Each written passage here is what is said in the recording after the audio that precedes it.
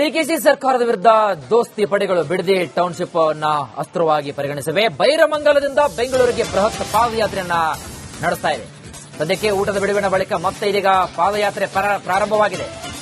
ಜೋಗರ ದೊಡ್ಡಿಯಿಂದ ಕಾಲ್ನಡಿಗೆ ಹೊರಟಿದೆ ದಳ ಹಾಗೂ ಕಮಲ ಪಡೆ.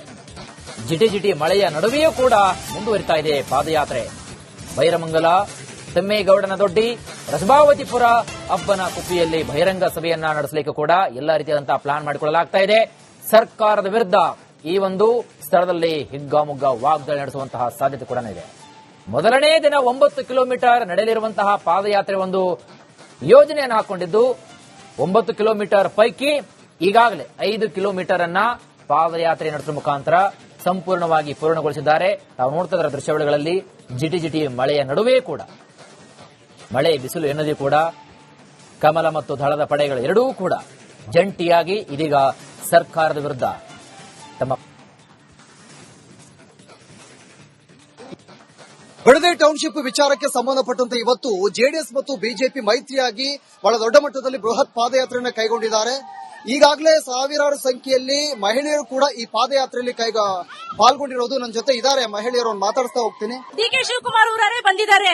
ಅಲ್ಲಿ ಮಾತ್ರ ಜಮೀನು ತಗೊಳಲ್ವಂತೆ, ಇಲ್ಲಿ ಮಾತ್ರ ಬಿಡ್ದಿಲ್ ಮಾತ್ರ ತಗೋಬೇಕಂತೆ. ಯಾಕೆ ಅಲ್ಲಿ ಸಿಗಲ್ವಾ ಜಮೀನು? ಕನಕಪುರದಲ್ಲಿ ಸಿಗಲ್ವಾ ಜಮೀನು? ಇಲ್ಲೇ ಯಾಕೆ ತಗೋಬೇಕು? ಬಿಡ್ದಿ ಟೌನ್ಶಿಪ್ ಅಂತ ಯಾಕೆ ಮಾಡ್ಬೇಕು? ಅಲ್ಲೇ ಮಾಡ್ಬೋದಲ್ಲ ಕನಕಪುರದಲ್ಲಿ. ಡಿ.ಕೆ. ಶಿವಕುಮಾರ್ಗೆ ಹೇಳೋದು ಒಂದೇ, ನಾವು ಮಾತ್ರ ಜಮೀನ್ ಕೊಡಲ್ಲ. ಬಿಡ್ದಿ ಭಾಗದಲ್ಲಿ ಏನಿದೆಯೋ ಎಲ್ಲ ಕರ್ನಾಟಕದಾಗ ಏನೇ ರೈತರಿಗೆ ಸಮಸ್ಯೆ ಆದ್ರೂ ಅವ್ರ ಪರ ನಿಂತ್ಕೋತೀವಿ ಅಂತ ಹೇಳಕ್ ಇಷ್ಟಪಡ್ತೀನಿ. ಇಷ್ಟು ದಿನ ಹೋರಾಟ ಮಾಡ್ತಿದ್ದೀರಾ, ಆದ್ರೂ ಕೂಡ ಅವರು ಹಿಂದೆ ಸರಿತಾ ಇಲ್ಲ ಸರ್ಕಾರ, ಏನ್ ಹೇಳ್ತೀರಾ? ಅವ್ರ ಹಿಂದೆ ಸರಿಯವರೆಗೂ ನಾವು ಬಿಡಲ್ಲ. ಪಾದಯಾತ್ರೆ ಒಂದಿನ ಅಲ್ಲ, 3 ದಿನ ಅಲ್ಲ, 1 ವಾರ ಆಗ್ಲಿ ಪಾದಯಾತ್ರೆ ನಡೀತಾನೆ ಇರ್ತೈತೆ.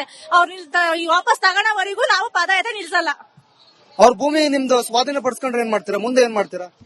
ಹೆಂಗ್ ಸ್ವಾಧೀನ ಪಡಿಸ್ಕೊತಾರೆ? ನಮ್ ಭೂಮಿ ಇದು, ಅವ್ರು ತಗೊಳಕ್ಕೆ ಏನ್ ಅಧಿಕಾರ ಇದೆ? ಅವ್ರ ಭೂಮಿ ಕೊಟ್ಬಿಡ್ತಾರ ಹೇಳಿ? ಅವ್ರ ಭೂಮಿ ಕೊಡಕ್ ಹೇಳಿ ತಗೋತೀವಿ ನಾವೇ ಆಯ್ತು.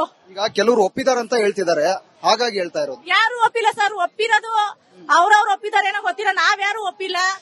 100% ಅಲ್ಲಿ 10% ಮಾತ್ರ ಒಪ್ಪಿದಾರೇನೋ ಗೊತ್ತಿಲ್ಲ. ಇನ್ನ 90% ಕೊಡಲ್ಲ ಅಂತಾನೆ ಹೇಳ್ತಿರೋದು. ಎಷ್ಟಿದೆ ಜಮೀನು? ನಮ್ ಜಮೀನಿಲ್ಲ, ಏನೂ ಇಲ್ಲ. ಹೊಲನೂ ಇಲ್ಲ, ಮನೆನೂ ಇಲ್ಲ ಸರ್. ನಮ್ಗೆ ಏನೂ ಇಲ್ಲ. ನಾವ್ ಅದಕ್ಕೆ ನಮ್ಗೆ ಯಾಕೆ ಬಿಡ್ಬೇಕು? ಅವ್ರಿಗೋಸ್ಕರ ನಮ್ ಜಮೀನೆಲ್ಲ ಯಾಕೆ ಬಿಡಲ್ಲ? ಏನೂ ಇಲ್ಲ. ನೀವು ಹೋರಾಟ ಮಾಡ್ತಿದ್ದೀರಾ, ನಿಮ್ ಜಮೀನೆಲ್ಲ ಆದ್ರೂ ಹೋರಾಟ ಮಾಡ್ತಿದ್ದೀರಾ?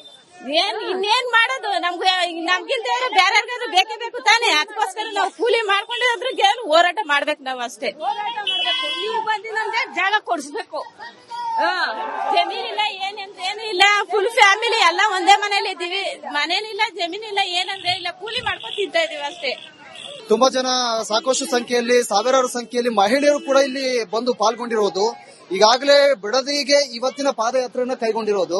ಇನ್ ಕೆಲವರು ಮಹಿಳೆಯರು ಇದ್ದಾರೆ, ಮೇಡಮ್. ಈಗ ಪಾದಯಾತ್ರೆಯನ್ನ ಈಗ ಬೈರಮಂಗಲ ಟು ಬಿಡದಿವರೆಗೂ ಇವತ್ತು ಮಾಡ್ತಾ ಇದ್ದೀರಾ. ಸೊ ಇದು ಇಂಪ್ಯಾಕ್ಟ್ ಆಗುತ್ತಾ ಸರ್ಕಾರಕ್ಕೆ?